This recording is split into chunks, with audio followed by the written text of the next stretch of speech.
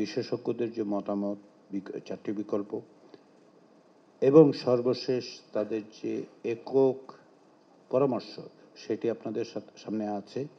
সেগুলিকে সামনে রেখেই আমরা আজকে আলোচনা করব। ইতিমধ্যে আপনাদের কাছে সনদের চূড়ান্ত ভাষ্য দেয়া হয়েছে। আমরা বলেছি যদি তথ্যগত ত্রুটি থাকে তাহলে আমাদের মনোযোগ আকর্ষণ করুন, কেননা তথ্যগত ত্রুটি থাকতেই পারে দু একটা ক্ষেত্রে, এবং আমরা সেগুলো অবশ্যই সংশোধন করব। বাইরে মূল বক্তব্যের জায়গায় আসলে আমরা বলেছিলাম যে এটা সংশোধনের সকলের মতামতের সমন্বয়ের কারণে এটাকে আমরা ওই টেক্সটটাকে ওই মূল জায়গাটাতে আমরা পরিবর্তন করতে চাচ্ছি না। আমরা আপনাদের কাছে অনুরোধ করেছিলাম যে আপনারা আপনাদের দুজন প্রতিনিধির নাম পাঠান, যাতে করে আপনাদের দলের পক্ষ থেকে কে বা কারা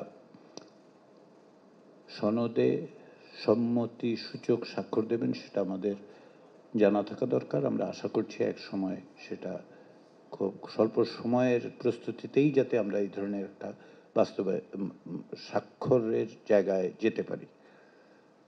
তো এইরকম একটা পরিস্থিতিতে আমরা নতুন এই যে 1 মাস, যেটা আমি আবারও বলি আমাদের কোনো অবস্থাতেই 1 মাস ধরে এটা নিয়ে বাস্তবায়ন প্রক্রিয়া নিয়ে আলোচনার কোনো উদ্দেশ্য আগ্রহ আমাদের নেই। আমরা মনেও করি যে আপনারা সে জায়গায় এতটা সময় নেওয়ার প্রয়োজন বোধ করবেন না।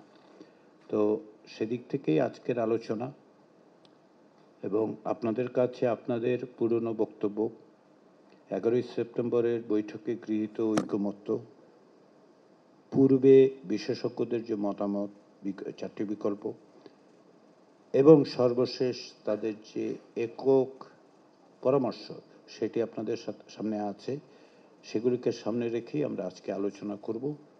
এবং আবারও আপনারা যে দীর্ঘ সময় ধরে সাংগঠনিক ব্যস্ততা সত্ত্বেও আপনারা যে অব্যাহতভাবে যুক্ত থেকেছেন, এটা প্রমাণ করছে যে এই সংস্কার প্রক্রিয়াকে অগ্রসর করে নিয়ে যাওয়ার ব্যাপারে আপনাদের আন্তরিকতার বিন্দু মাত্র ঘাটতি নেই। এটা অব্যাহত থাকবে, সেটা আমরা আশা করি।